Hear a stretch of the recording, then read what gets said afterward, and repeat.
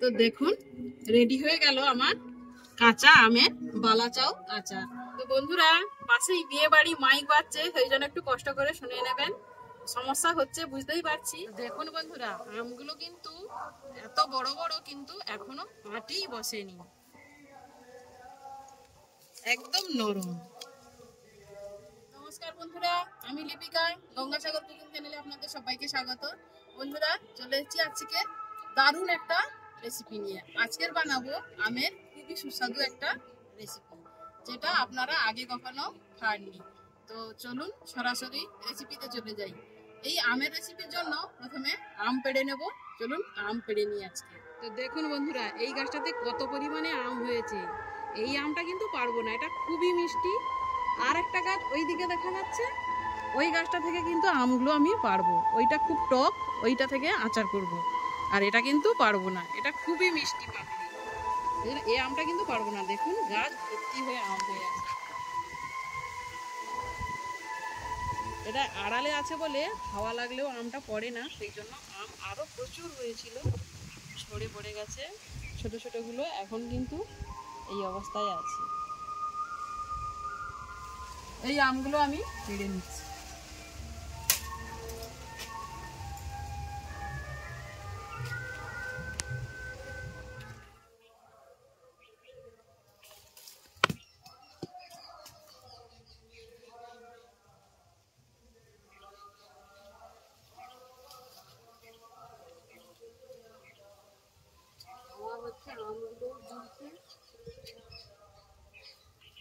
তো দেখুন বন্ধুরা, আমগুলো পেড়ে নিয়ে চলে এসেছি। এবারে আমগুলোকে ছাড়িয়ে নেব। তো দেখুন বন্ধুরা, আমগুলো কিন্তু এত বড় বড়, কিন্তু এখনো মাটিই বসেনি, একদম নরম। এইভাবে আমের খোসাগুলো আমি সব ছাড়িয়ে নেব। প্রথমে আমের খোসাটা ছাড়িয়ে নিচ্ছি। একইভাবে আমি সমস্ত আমগুলো ছাড়িয়ে নিচ্ছি।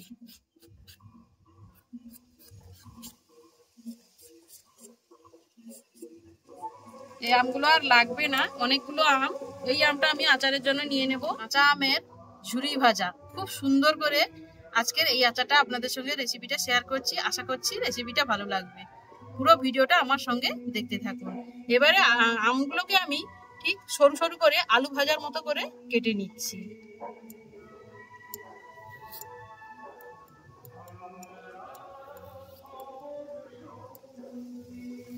যতটা সরু করা যায় ঠিক সেই রকমই আমি আমটাকে কেটে নেব।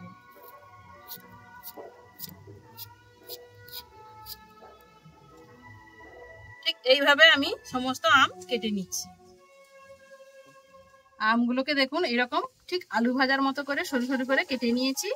এবারে এরকম একটা বড় জায়গা নিয়েছি, এর মধ্যে আমগুলোকে ঢেলে নেব।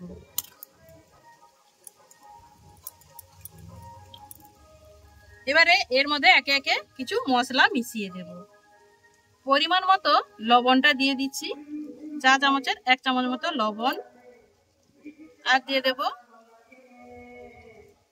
হলুদ 1/2 চামচ, লঙ্কার গুঁড়ো 1 চামচ, আর চিনি দিয়ে দেব 3 চামচ।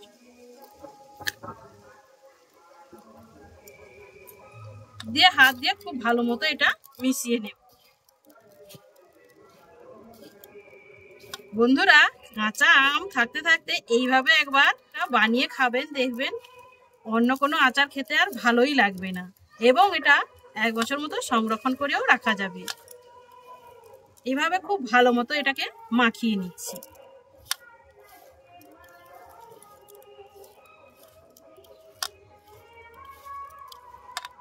এটাকে ভালো মতো মাখিয়ে নিয়েছি। আমি এটাকে 5 মিনিটের জন্য রেস্টে রেখে দেব। 5 মিনিট হয়ে গেছে, দেখুন আম থেকে কতটা জল বেরিয়েছে। এবার এইটা আমি একটা সুতির কাপড়ে ছেঁকে নেব।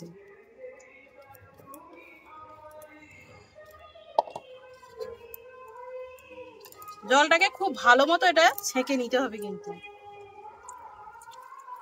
জলটা থাকলে কিন্তু এর যে আচারটা খুব ভালো হবে না, সেই জন্য হাত দিয়ে চেপে চেপে আমি খুব ভালো মতো জলটাকে ছেঁকে নিচ্ছি।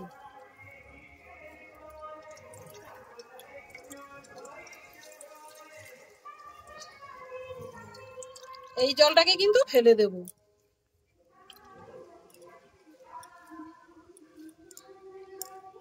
আমটা কত সুন্দর ঝরঝরে হয়ে গেছে দেখুন। এবারে এর মধ্যে আমি দিয়ে দেব ময়দা 2 চামচ আর কর্নফ্লাওয়ার দেব 4 চামচ। কর্নফ্লাওয়ারটা দিলে খুব মুচমুচে হবে।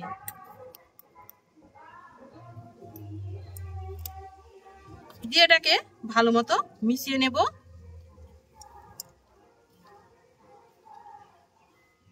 একটু ঝরঝরে মতো করে এটাকে মাখিয়ে নিতে হবে। দেখুন কত সুন্দর হয়ে যাচ্ছে, একটা গায়ে সুন্দর একটা কোটিং তৈরি হচ্ছে। এটাকে এক সাইডে রেখে দিয়ে আমি এবারে উনুন ধরিয়ে একটা কড়া বসিয়ে দিচ্ছি।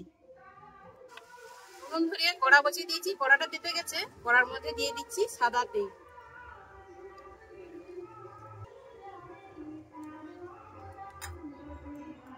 এবারে তেলটা তেতে গেলে এর মধ্যে আমি পেঁয়াজের বেরেস্তা তৈরি করে নেব। তেলটা খুব সুন্দর গরম হয়ে গেছে। এবারে 1 বাটি মতো পেঁয়াজ আমি বেরেস্তা তৈরি করে নেব।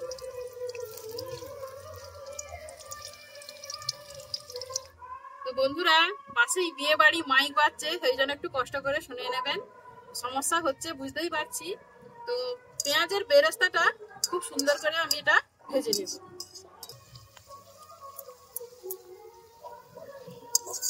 এত জোর হাওয়া হচ্ছে যে উনুনটা ধরাতেই পারছি না, ভীষণ জোর হাওয়া হচ্ছে।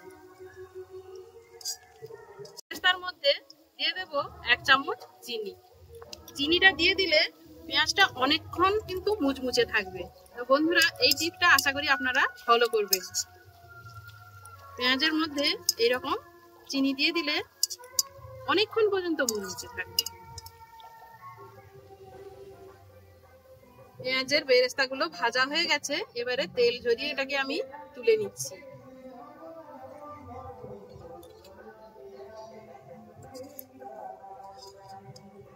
এবারে রসুনটাকেও একইভাবে আমি ভেজে নিচ্ছি।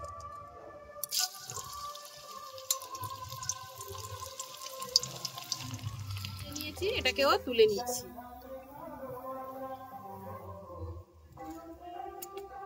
ওই তেলের মধ্যে মাখিয়ে রাখা আমটা আমি অল্প অল্প করে দিয়ে দেব। ঠিক আলু ভাজার মতো করে এগুলোকে ভেজে নেব।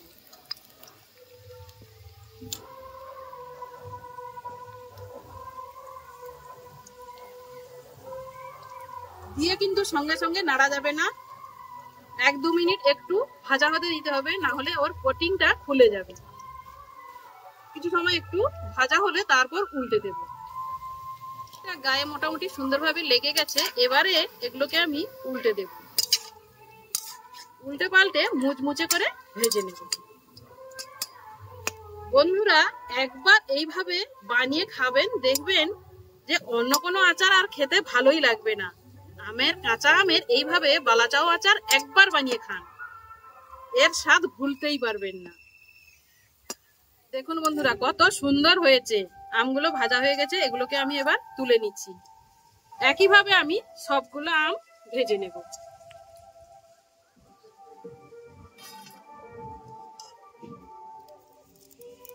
দেখুন সবগুলো আম ভেজে নিয়েছি, আর কতটা মুচমুচে হয়েছে দেখুন।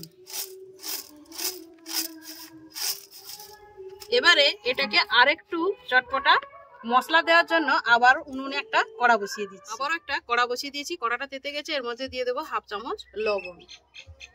লবণটাকে দিয়ে একটু ভেজে নেব। লবণটা ভেজে দিলে কি হবে, এই আচার থেকে কিন্তু আর জল ছাড়বে না। আর লবণটা যদি কাঁচা দেওয়া হয় তখন কিন্তু আচার থেকে জল ছাড়বে। সেই জন্য লবণটা যদি ভেজে দেওয়া যায় তাহলে আর জল বেরোবে না। এর মধ্যে আমি দিয়ে দেব 2 চামচ মতো সর্ষের তেল।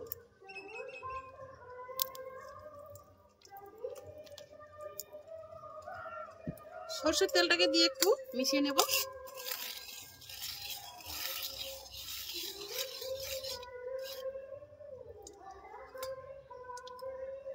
এবারে এর মধ্যে দিয়ে দেব লঙ্কার গুঁড়ো 1 চামচ।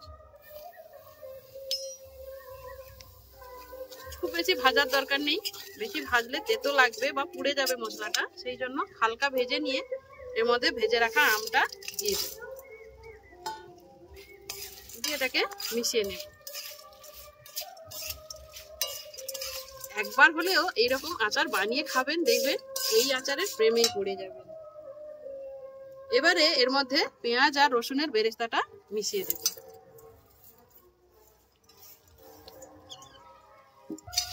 দিয়ে খুব ভালো মতো মিশিয়ে নেব। কি সুন্দর গন্ধটা বেরিয়েছে।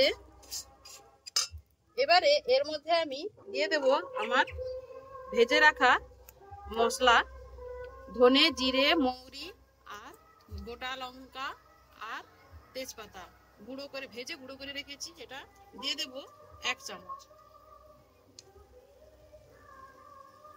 আমার নিজের হাতে বানানো আমচুর পাউডার দিয়ে এটাকে ভালো মতো মিশিয়ে নেব। এবার কিন্তু একদমই রেডি। এবারে এটাকে আমি নামিয়ে দেব।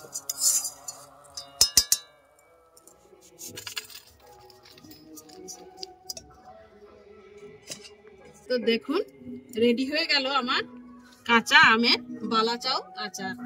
আশা করছি এই রেসিপিটা আপনাদের সবারই ভালো লাগবে। ভালো লাগলে কিন্তু লাইক করবেন আর শেয়ার করে দেবেন। তো বন্ধুরা, আজকের এই কাঁচা আমের বালাচাও আচার রেসিপিটা আশা করছি আপনাদের সবারই ভালো লাগবে। ভালো লাগলে একটা লাইক করবেন আর প্রচুর পরিমাণে শেয়ার করে দেবেন। ইউটিউব থেকে দেখলে অবশ্যই চ্যানেলটি সাবস্ক্রাইব করবেন, ফেসবুক থেকে দেখলে অবশ্যই পেজটি ফলো করে আমার সঙ্গে থাকবেন। দেখা হচ্ছে অন্য কোনো নতুন ভিডিওতে। ততক্ষণে ভালো থাকবেন।